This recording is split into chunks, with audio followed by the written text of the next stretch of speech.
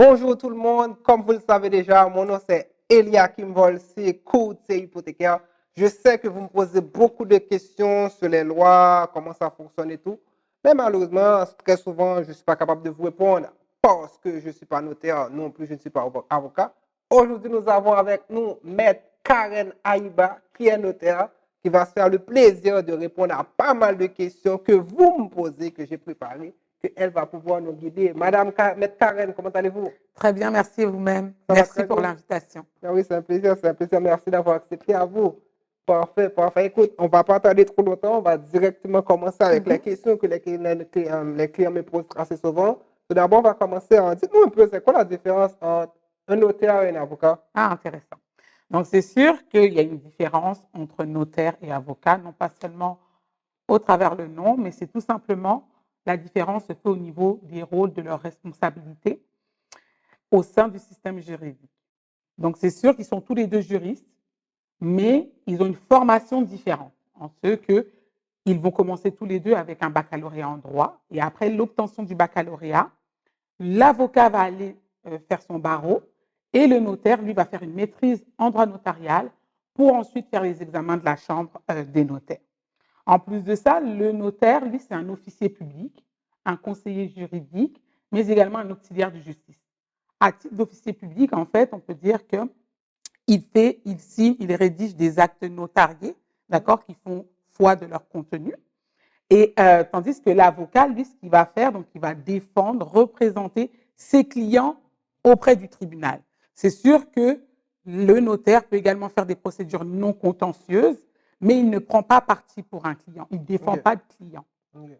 L'avocat, lui, va faire des procédures litigieuses, contentieuses, sans aucun problème. Mais tous les deux, ils peuvent traiter de tous les domaines du droit. Donc, ils sont tous les deux juristes à part entière. De plus, le notaire, lui, doit être impartial en tout temps. Donc, le notaire, il fait preuve d'impartialité. Lorsqu'il rencontre des clients autour de sa table, il ne prend pas parti pour l'un ou l'autre. Ok. Il le représente, du moins. Il agit en faveur de l'intérêt de chacun des clients qui sont en face de lui. L'intérêt du public alors? Pardon? Dans l'intérêt du public. L'intérêt du public tout le temps. C'est Ok, ça qu'il prône en tout temps, dans toutes les transactions, dans tout ce qu'il fait. Il regarde l'intérêt du public tout le ok. temps. Et c'est sûr qu'en résumé, donc on peut dire que le notaire, lui, il rédige des actes et il garantit justement l'authenticité des actes qu'il reçoit. Tandis que l'avocat, lui, va se concentrer sur la représentation de ses clients et la défense des intérêts de ses clients en particulier devant les tribunaux. Ok, parfait, parfait. Parfait. Écoute, là, on va tout d'abord commencer à quelques questions. Je voulais être sûr de ne pas les oublier. Mhm, Parfait.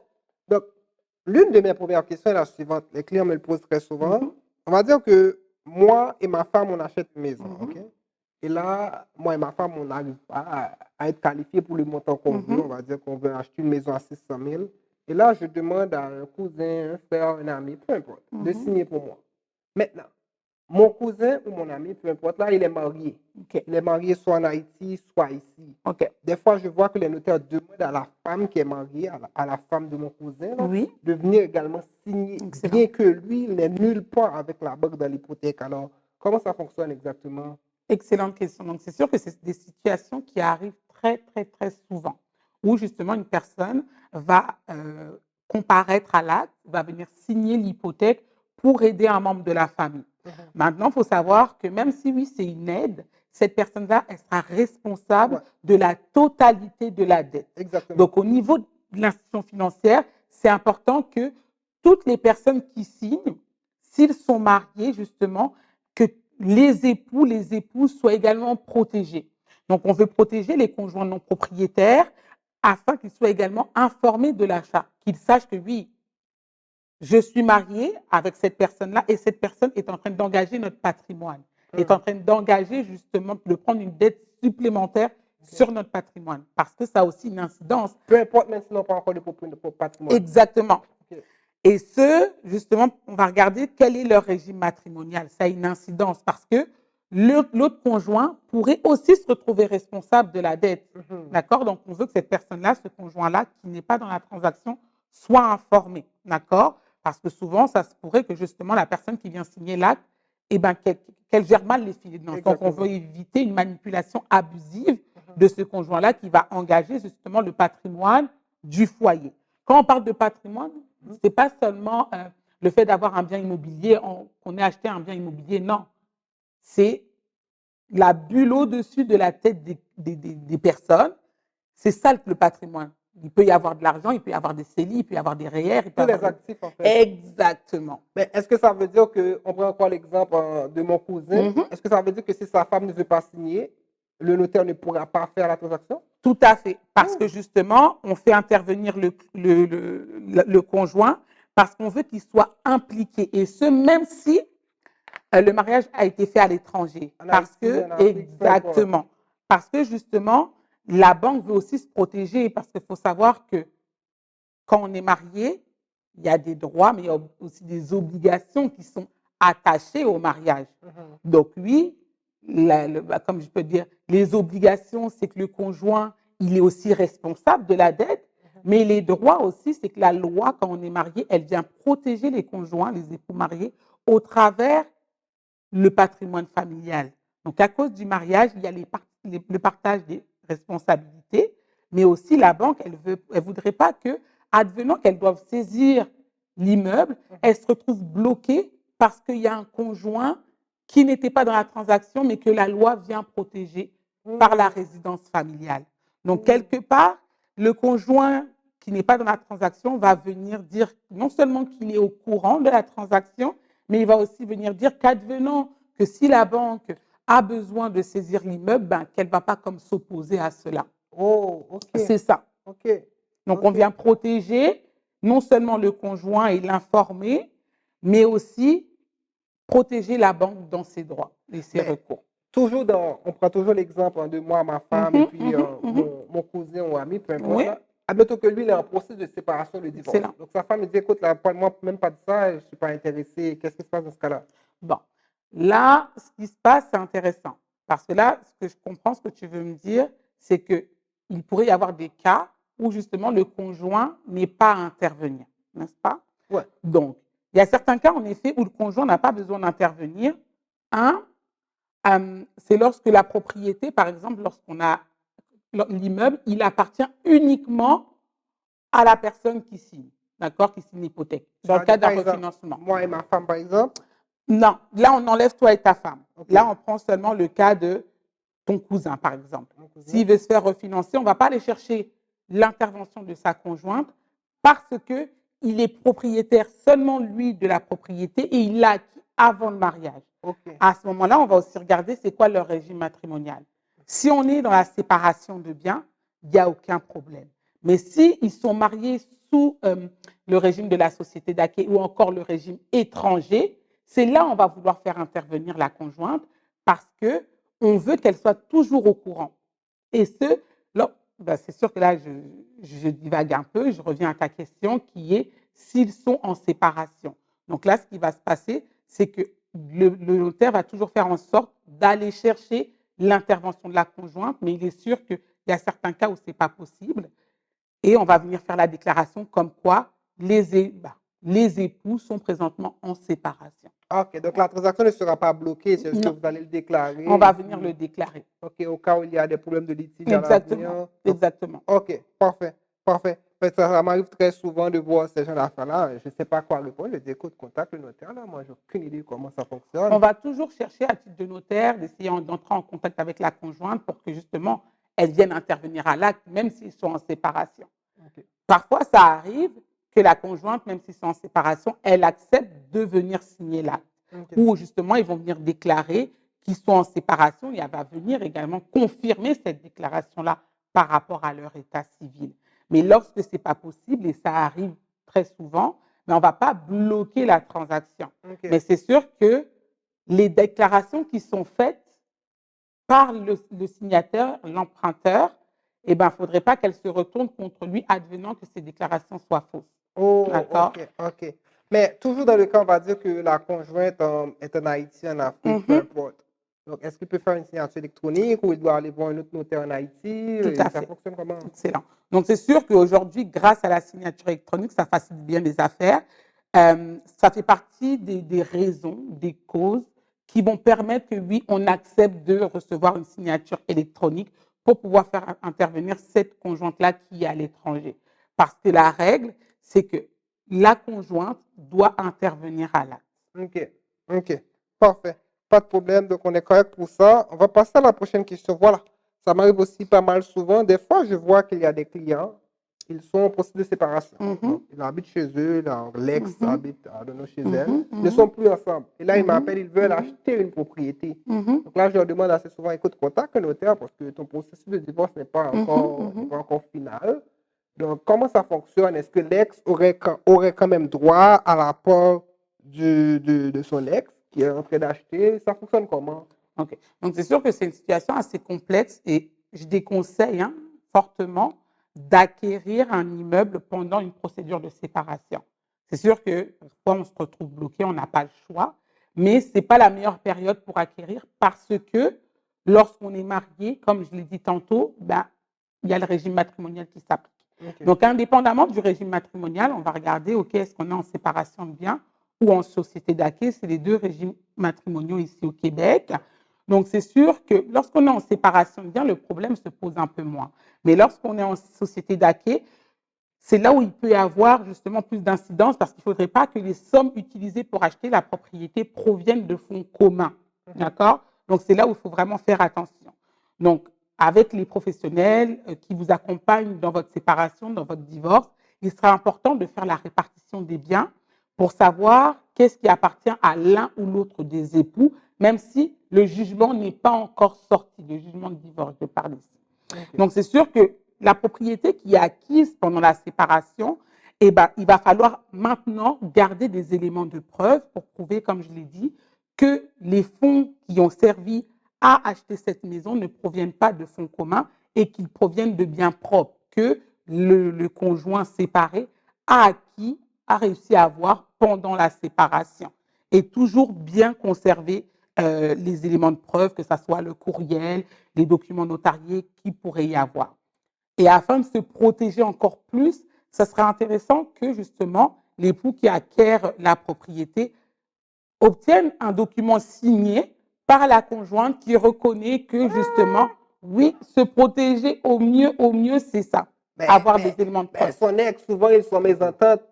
C'est sûr que, bon, la majorité des cas, Mhm. l'ex va pas vouloir signer, là. Oui, je suis d'accord, mais souvent, ils sont représentés par des avocats. Donc, OK. éventuellement, le professionnel, l'avocat qui représentera justement son client, bah, va demander à l'autre avocat que la cliente signe un consentement comme quoi, oui, elle est au fait que son ex-conjoint est en train d'acheter une propriété et que ça ne rentrera pas dans les répartitions. Mais elle n'est pas obligée de signer, là.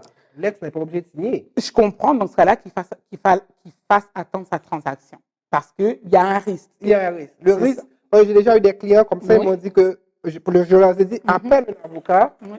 Et des fois, ils me disaient, j'ai contacté l'avocat a dit, c'est un risque, ou l'avocat a dit, écoute, l'ex a le droit de demander, mais ça ne garantit rien que le juge va Tout l'accorder. à fait, parce que la décision finale appartient au juge. C'est le juge. Et si le juge estime au final, en analysant les documents qui lui seront déposés, qu'il y a un déséquilibre, qu'il y a quelque chose qui n'a pas été fait correct, eh ben, il peut revenir sur l'entente. OK. D'accord? Donc, c'est pour ça qu'il faut bien se protéger au maximum, faire signer des documents à la conjointe, afin justement que oui, celui qui veut acheter la propriété puisse le faire car il aura la preuve qu'il a obtenu le consentement de la conjointe et qu'elle est d'accord que ça ne fera pas partie des répartitions dans le cadre du divorce. OK, mais écoute, c'est pas mal compliqué ces affaires, mais au moins on a une réponse là. Bon. On va continuer. Maintenant, ça arrive très, très, très Mhm. souvent. Très souvent, on trouve des clients, ils sont divorcés. Oui. Mais lorsque tu leur demandes, ils te disent célibataire. Right? Moi, Bon. là, je suis courtier hypothécaire, je ne suis pas capable de vérifier ces affaires. Tout à fait. Des fois, c'est arrivé chez le notaire, la banque me revient, me dit, hey, ton client est divorcé, tu avais dit célibataire. Des fois, les clients ne pensent pas aux conséquences, mais je vais faire les parenthèses. Les conséquences, c'est que lorsque tu es divorcé, il y a des documents différents que la banque te demande que lorsque tu es célibataire. Par exemple, lorsque tu es divorcé, la banque va te demander est-ce que je peux avoir une preuve que tu ne payes pas de pension alimentaire? Mais là, tu m'avais dit que tu es célibataire, j'ai dit à la banque que tu es célibataire. On n'a pas cette preuve-là, on n'a pas demandé ce document-là. Donc, si tu payes une pension alimentaire, c'est une dette. Mais on ne savait pas que tu étais divorcé, on ne te l'a pas demandé, tu as dit que tu étais célibataire. Mais arrivé chez le notaire, là, le notaire envoie à la banque, non, le client n'est pas célibataire, il est divorcé. Là, des fois, ça chamboule les transactions, mais dites-nous comment ça fonctionne au niveau du notaire. Est-ce que le notaire est obligé de déclarer à la banque que non, le client n'est pas célibataire, Tout à fait. mais divorcé? C'est comment? Intéressant. Donc, c'est sûr que déjà, il faut savoir que le notaire, lui, son travail, avant de faire signer un document, il va faire des vérifications. OK. Et les vérifications qu'il va faire, la capacité, dans la capacité, il y a l'état civil, savoir si cette personne, elle est célibataire, elle est mariée, elle est divorcée. Donc, il y a des registres qui nous permettent d'aller vérifier justement si une personne est Ah divorcée. ouais? Tout en allant au primitif, on va, on va aller voir s'il y a un jugement de divorce qui est existant. D'accord? Donc, c'est sûr que lorsque le client il nous vient et qu'il nous dit qu'il est divorcé, célibataire, pardon, nous, on a un moyen de savoir qu'il est divorcé en allant regarder au primitif. Ah ouais? Est-ce qu'on peut voir également s'il est séparé dans le registre primitif? Séparé de corps. C'est lorsqu'il y a un jugement. Dès qu'il y a Lorsqu'il y a un un jugement, jugement, ça apparaît. ça apparaît. OK. D'accord? Maintenant, est-ce que tous les notaires suivent cette procédure? Là est la question. D'accord? Mais à titre de signataire, il faut faire des vraies déclarations. Vous allez voir. Lorsque le notaire maintenant découvre en cours de route que cette personne qui a déclaré qu'elle était célibataire, que finalement elle est divorcée, eh ben, dans un premier temps, le notaire il a une responsabilité, comme je vous ai dit, il signe des actes authentiques. Et il doit garantir l'authenticité, la véracité des documents qu'il signe. Et il doit veiller à tout ce qui est déclaré dans l'acte, que ça soit la vérité. À partir du moment où le notaire est informé que cette personne-là, dans la réalité, elle est divorcée, mais dans l'acte d'hypothèque, il ne peut pas venir déclarer que cette personne-là est célibataire. OK. Et il faut savoir justement que le notaire, lorsqu'il signe un acte d'hypothèque, oui, il a été mandaté par l'emprunteur, par l'acquéreur, mais l'institution financière fait partie des personnes envers qui le notaire également est redevable parce que le notaire reçoit des instructions financières de l'institution financière. Et dans le mandat qu'il reçoit, les instructions qu'il reçoit, il doit faire toutes les déclarations qui pourraient altérer aux intérêts de l'institution financière. Ce Oui. ce qui veut dire que même si c'est le client qui paye le notaire, donc ça ne veut pas dire que le client, justement, qui te paye, il n'y a pas Tout ça, là. à fait. Le notaire, on a dit qu'il était impartial. OK. Le notaire ne prend pas parti pour celui qui va payer la facture au final. Non, non. Le notaire, il a cette responsabilité-là aussi envers la banque. Et comme on a dit tantôt, que justement, lorsqu'une personne est mariée, il y a des droits, mais il y a aussi des obligations. Donc, le fait d'être marié peut faire justement que la conjointe, elle soit aussi responsable de la dette. Ouais, D'accord? effectivement. Parce que ça fait partie des dettes du foyer. Et parallèlement, la notaire, elle doit déclarer toutes nouvelles informations à l'institution financière. OK. Je ne peux pas dissimuler comme ça des informations, même si oui, je suis tenue au secret professionnel et que d'autres pourraient penser que justement, comme j'ai mon client, j'ai mon emprunteur, donc je n'ai pas à dévoiler ces informations-là. Non. Oui, si les clients, ils sont divorcés, alors je ne peux pas manquer à cette information et je dois donner l'information à la banque. OK, parfait. Donc, c'est bien. Mm. Donc, juste pour les clients qui disent tout le temps célibataire lorsque c'est divorcé, là, alors faites attention. Et Parce que, je rebondis sur ce que tu dis, parce que souvent le monde pense que oui, ils se sont mariés un jour et ça fait 10 ans qu'ils ne sont plus avec leur conjointe, alors automatiquement, le mariage tombe. Non, le mariage, il est annulé, il est cancellé lorsqu'on a notre jugement de divorce. Il faut vraiment faire la procédure pour aller chercher le jugement de divorce ou sinon que la personne, le conjoint, il est décédé. C'est le seul cas où on n'est plus marié. Si on est marié et que ça fait 10 ans, 20 ans qu'on ne vit plus ensemble, on est toujours marié. OK. On n'est plus marié. Même si la personne est en Haïti ou en Afrique. On est marié en cas de divorce. On est divorce, du moins. On n'est plus marié en cas de divorce ou en cas de veuvage. Tant et aussi longtemps qu'on n'a pas le jugement ou qu'on n'a pas l'acte de décès du conjoint, on reste marié et on ne peut pas aller en Haïti pour se remarier ou en Floride pour se remarier ou même à Las Vegas pour se remarier. Le deuxième mariage, il sera nul, il sera caduque. Mais ça, c'est si quelqu'un vient porter plainte pour dire que cette personne était déjà mariée, avec les preuves, j'imagine. Il faudra toujours des éléments de preuve, c'est sûr. Mais OK. le deuxième mariage ne vaut rien, à part si on est dans un pays polygame. Donc, il y a toujours des exceptions. Ne vaut rien si on est capable de le prouver. Si on est capable de prouver que la personne était mariée déjà. Oui, mais ça peut arriver, on ne prend pas le risque. Si on veut se remarier, alors il faut divorcer de son premier mariage. Pourquoi je vous dis ça? Imaginez quelqu'un qui était marié à ça fait 10, 15, 20 ans. Là, il n'a plus contact avec l'ex-femme, l'ex-mari. Là, on va dire qu'il était marié en Afrique, en Haïti. Oui. Il ne savait pas. Mais là, il veut se remarier, il n'arrive pas à trouver l'ex. Qu'est-ce qui se passe? Ben, c'est sûr qu'à lui d'entamer la procédure, c'est intéressant cette question. Il faut entamer la procédure pour aller obtenir un jugement de divorce par défaut.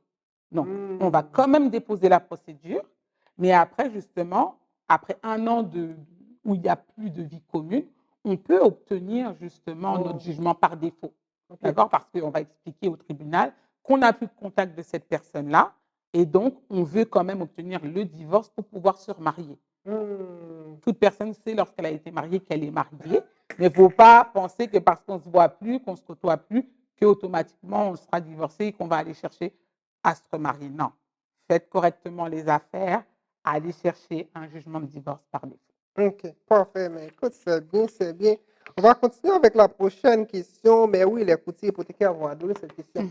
Il y a certains notaires qui n'aiment pas les banques virtuelles, qui OK. racontent du n'importe quoi sur les banques virtuelles. Est-ce qu'il y a une raison pour laquelle il y a certains notaires qui n'aiment pas les banques virtuelles? OK. Dire que certains notaires n'aiment pas les banques virtuelles, c'est un peu dur, mais c'est sûr Oh, que désolé. d'autres apprécient moins, Ok, d'accord, parce que ça demande plus de temps. Ça ok, prend plus de temps que des banques standards pour qui on travaille avec des plateformes spécifiques ok. ou comme tout le travail préliminaire, certaines vérifications ont déjà été faites par l'institution financière. Tandis que lorsqu'il y a des banques virtuelles, ben souvent les banques virtuelles vont se reposer sur le notaire pour faire les vérifications, plus de vérifications. Ok. Donc, on va devoir remplir plusieurs documents manuellement là. Donc, les procédures, le processus est plus long pour le notaire. Il y a plus de vérifications à effectuer et beaucoup de travail manuel. Comme je disais, avec les banques standards, on a une plateforme. Tandis qu'avec les banques virtuelles, souvent, on va passer via les fax, Ok, via les courriels. Donc, c'est un petit peu plus archaïque, ok, les méthodes là qu'on utilise. Et le délai de réponse peut parfois être plus long ok. parce que les banques virtuelles, il faut dire ce qu'elles sont très exigeantes. Hmm. D'accord? Donc, si on a mis une virgule à la mauvaise place, ils vont nous revenir pour que. Toutes ou certaines banques virtuelles? Ben, La majorité, beaucoup. ils veulent que les formulaires soient vraiment remplis Ok, selon leurs attentes. ok, D'accord? Donc, ils sont vraiment exigeants et c'est correct. Mais c'est sûr qu'à titre de notaire, souvent, on a besoin de recevoir les fonds. On est pressé par le temps. On a besoin de recevoir les fonds assez rapidement dans un certain délai. Et l'échange que ça peut prendre entre les banques virtuelles et les notaires, ben, souvent, ça peut faire, on a peur que ça rallonge les délais, que ça vienne décaler notre transaction. Parce que nous, on veut répondre au client. Le client, mais toi, tu prends les banques virtuelles. ah oui, moi, ça ne me dérange absolument pas. Ok, Je il suis y a plus de préparée. travail, mais tu le prends. Ah oui, Mais il y en a qui les totalement. refusent tout Non, carrément. non, moi, personnellement, je les prends. Je prends les dossiers de banque virtuelle sans aucun problème. Donc, c'est juste que, en fait, vous, comme notaire, vous avez un peu plus de travail C'est avec. ça. Mais le client, lui, là, c'est Non, lui, le fini. client, ça ne lui change absolument rien. Ah, ok, ok. Mais nous, c'est le temps que ça prend pour envoyer les documents et ensuite recevoir les fonds. Là, souvent, il y a des délais un petit peu plus longs qu'avec des banques standards. Mais c'est pour ça que, par exemple, au notaire de se préparer en conséquence. Ok, Si, par exemple, avec une banque standard, je mettrais une semaine de délai, ben, peut-être qu'avec une banque virtuelle, je vais prévoir 10 jours parce ok, que souvent la banque virtuelle pourra demander à recevoir les documents au moins 5 jours avant de débourser. Donc, ok, on se prépare en conséquence. ok, ok. Mais je crois bien aussi que les notaires vous chargent un petit frais de plus pour les banques virtuelles, hein? Tout à fait. Donc, Ok, ça, c'est à savoir. Souvent, le monde est étonné lorsqu'on annonce justement nos honoraires, mais il ok, ne faut pas être étonné justement lorsque le notaire va vous informer qu'il y aura des frais supplémentaires lorsqu'il s'agit d'une banque virtuelle. ok, parfait. Euh, à la fin de l'année, c'est à la fin de l'année 2023, je crois, que pendant la pandémie, la Chambre de notaire autorisait les signatures à distance. Oui. Mais à la fin de 2023, on a cancellé ça, on a annulé. C'est à la fin de 2023 que ça a été entré en vigueur, c'est ça? Bon, excellent.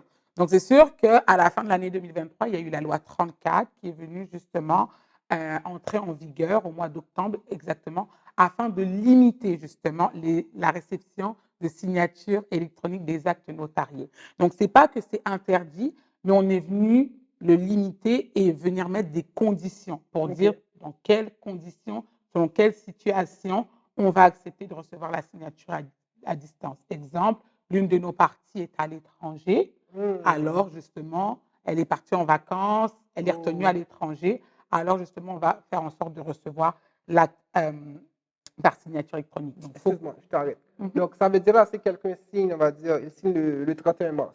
Oui, Et là, il veut partir en vacances le 30 mars. c'est pas un problème. Il a juste qu'à aviser le notaire. C'est ça, il faut aviser le notaire avant qu'on se prépare en conséquence, Ok, d'accord? ok, Mais oui, c'est possible. Parfois, il y a des urgences qui peuvent arriver, ok. d'accord? Je Et crois donc, que lorsque le client est à l'hôpital aussi, ben, indépendamment, ça là, dépend. souvent, ben, selon la chambre des notaires, c'est pas, ça pourrait ne pas être considéré comme une des raisons parce qu'éventuellement, on va regarder est-ce que le notaire peut se déplacer, est-ce qu'il n'y a Oh, pas un notaire proche qui peut se rendre à l'hôpital et servir à titre de notaire délégué. Donc, c'est vraiment du cas par cas. cas On par cas. regarde vraiment au cas par cas.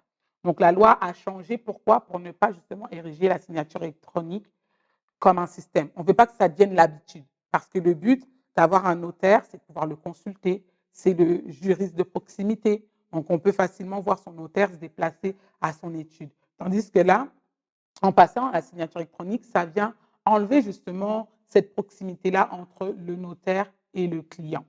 Ok. Mais c'est pas vraiment pour protéger le client en cas de fraude, C'est en cas de... intéressant, tout à fait.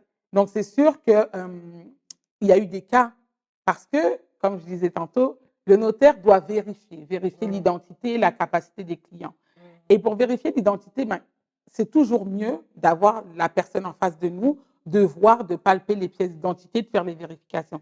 Tandis que lorsqu'on est en ligne, la vérification est plus difficile. Ok. D'accord? Et souvent, les clients, ben, ils ne sont pas dans un cadre propice à recevoir un acte notarié. Il est arrivé que certains clients sont au supermarché, en train de passer à la caisse, prêts à signer. Attends, Exactement. une En minute. train de conduire. En voiture, on voit que le client conduit. Donc, c'est sûr que ça vient faire perdre un petit peu le caractère authentique. Parce que nous, à titre de notaire, on veut s'assurer que notre client, il comprend l'acte, il comprend ce qu'on lui dit. Il est là dans la transaction à l'instant présent. Mais les clients sont parfois en train de faire leurs courses, en voyage, à l'aéroport. Donc, on est en train de signer un acte notarié, là. Tu viens engager ta Une transaction responsabilité, de tu viens 500 000, vendre. 1 million de Voilà. dollars. Ben oui. Et donc, c'est tout ça qu'on veut faire attention. Et justement, aussi, on fait très attention avec les fraudes. Hein. Il y a eu Mhm, beaucoup de fraudes. Le vol d'identité. mhm, On ne veut pas qu'une personne puisse vendre la maison d'une autre. mhm. Tout ça parce qu'on a pu signer par voie électronique et qu'on n'a pas eu l'occasion de faire toutes les meilleures vérifications, là, en tout cas. Ou que la personne, comme tu dis, il était au supermarché. C'est ça. Oh, j'avais rien compris dans ce que je signais. Exactement, exactement. J'ai signé, mais j'avais rien Non, non, on compris. veut éviter ça. Ok, ok, Non. parfait. Mais c'est sûr que ça pénalise aussi quelques clients parce que des fois, les clients sont à distance. Par exemple, je crois les clients, il est à Québec, à Trois-Rivières, il peut facilement prendre un C'est notaire ça. à Et c'est sûr Montréal. que c'est aussi des frais supplémentaires, hein, on s'entend. C'est sûr que Lorsque moi, c'est on à a. distance? Ben non, non, non. Lorsque justement, on ne peut pas faire la signature à distance, parce que ça oblige aussi l'autre client qui travaille par exemple à Québec, mais il vend une maison à Montréal. Donc non seulement il doit se déplacer soit à Montréal, ou Ok, sinon à mandater un autre notaire à Québec pour recevoir la signature à titre de notaire délégué. ok. Bon. Mais la Chambre des notaires a mis en place, du moins, le législateur a mis en place cet article-là pour une raison, c'est toujours dans l'intérêt des clients dans tous L'intérêt les du cas. public, ok, c'est ça le plus important. On va passer à la prochaine question. Maintenant, très souvent, les notaires, lorsqu'il s'agit de l'achat d'une propriété, ils Mhm. donnent deux rendez-vous, Oui, c'est ça? oui, C'est quoi la raison pour laquelle, c'est quoi qui explique la raison, c'est quoi qui explique, ok, c'est pour quelle raison les notaires excellent. donnent deux rendez-vous? Donc, c'est sûr que lorsque le notaire il reçoit une signature pour un acte de vente, il faut qu'il ait tout l'argent, il vient garantir au vendeur que moi, j'ai tout l'argent dans mon compte en banque, tu peux signer l'acte. Même si je ne te donne pas l'argent aujourd'hui, moi, je l'ai dans mon compte en banque. Donc, Ok, c'est sûr que quand, dans le compte fiducie.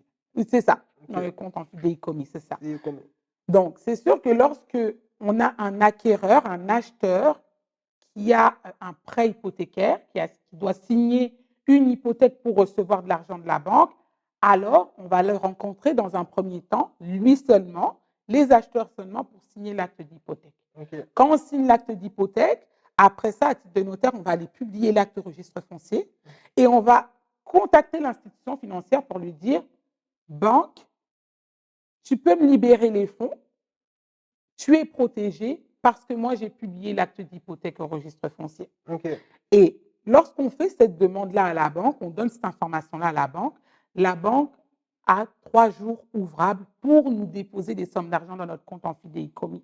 ok, Donc, d'où le fait que justement, on fasse deux rendez-vous. Le premier rendez-vous, c'est pour la signature de l'hypothèque. Et le deuxième rendez-vous, c'est pour la signature de l'acte de vente. Donc, entre ces deux rendez-vous, le notaire s'assure de recevoir les sommes d'argent de la banque et les sommes d'argent, la mise de fonds de l'acheteur.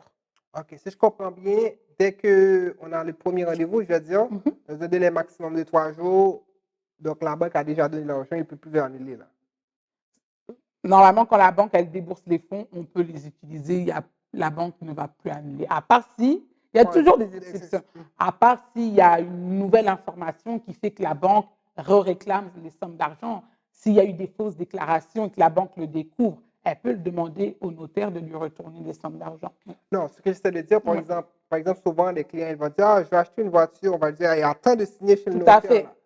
Donc, on va dire, est-ce qu'après la première rencontre, le client peut aller acheter une voiture, On va même si attendre la signature. la première rencontre?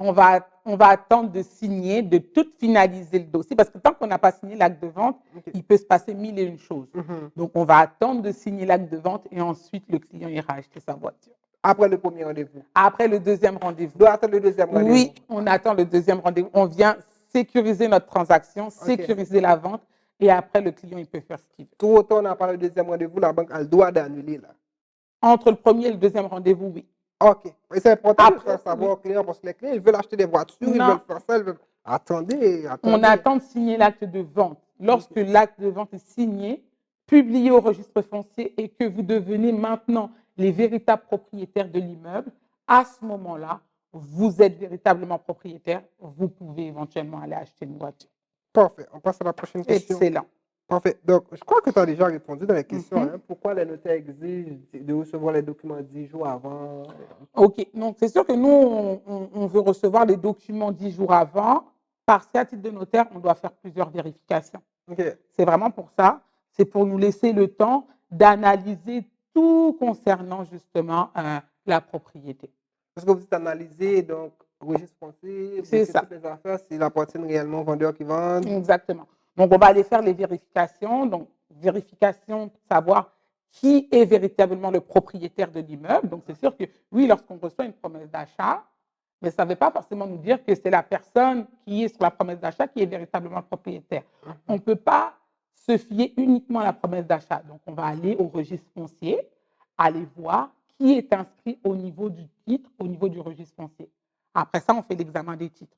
L'examen des titres sur la propriété pour savoir est-ce que les titres, ils ont été transférés correctement. Est-ce qu'il y a un vice dans le transfert des titres? Est-ce qu'on n'a pas oublié un 50% quelque part? Non, on veut s'assurer que les titres, le transfert des droits de la propriété ont été faits en bonne et due forme au fur et à mesure du temps. Donc, c'est sûr que nous, on remonte généralement à 30 ans en arrière. 30 ans. 30 ans. Vous allez regarder qu'est-ce qui s'est passé dans les 30 dernières années Exactement. sur cette propriété-là. Exactement. OK. Exactement. OK. Mais c'est là aussi que c'est vous qui exigez le certificat de localisation? Tout à fait. Donc, le certificat de localisation, c'est obligatoire dans OK. toutes les transactions immobilières. D'accord? On peut faire des exceptions, indépendamment, par exemple, dans le cas d'un transfert entre conjoints qui se séparent, les deux étaient propriétaires, OK. il y en a un qui décide de transférer tous ses droits à l'autre, alors on ne va pas exiger de certificat de localisation. Celui qui va rester propriétaire connaît déjà la propriété.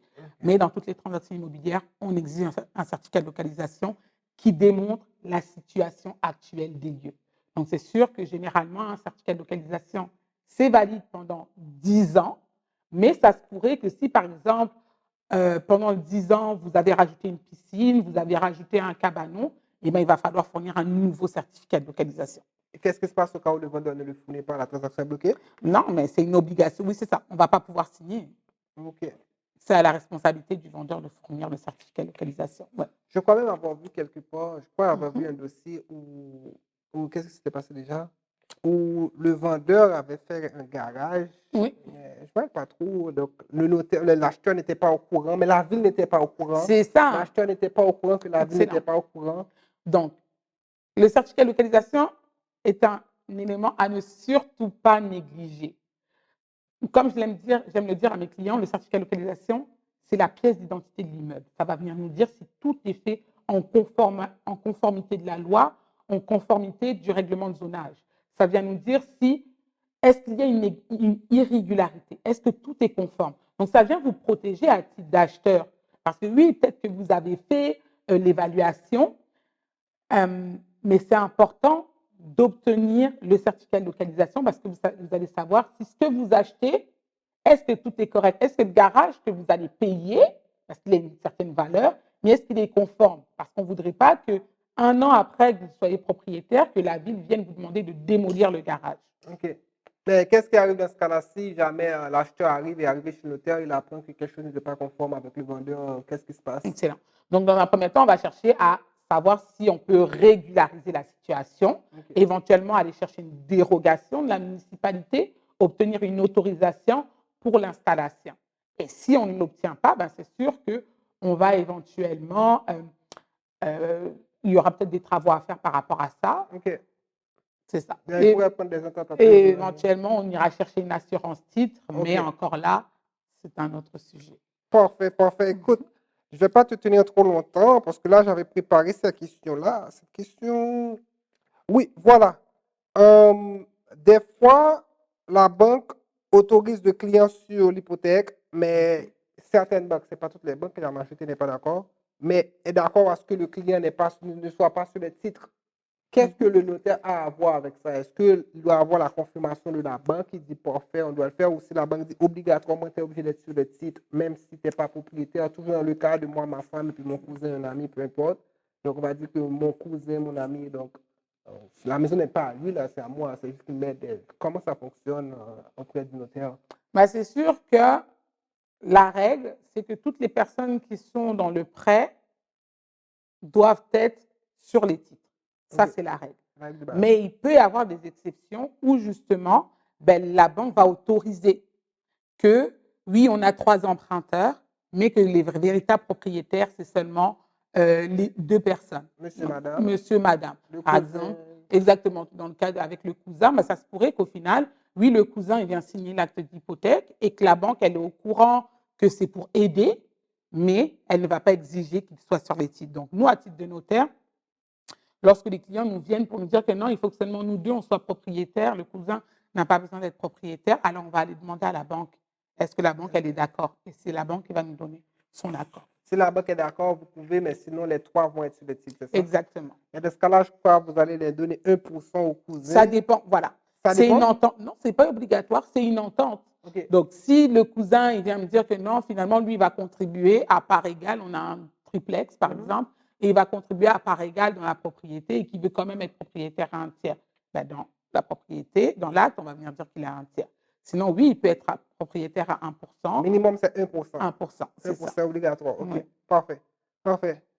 Donc, c'est ça. Écoute, je crois que tu as répondu pas mal à toutes les questions Wow. que les clients me posent, que j'avais Excellent, préparées pour excellent, toi. excellent. Ça a été un plaisir. Est-ce que tu as des Merci. choses que tu aimerais ajouter aux clients? Donc, c'est sûr que c'est important de consulter un notaire pour vos transactions immobilières.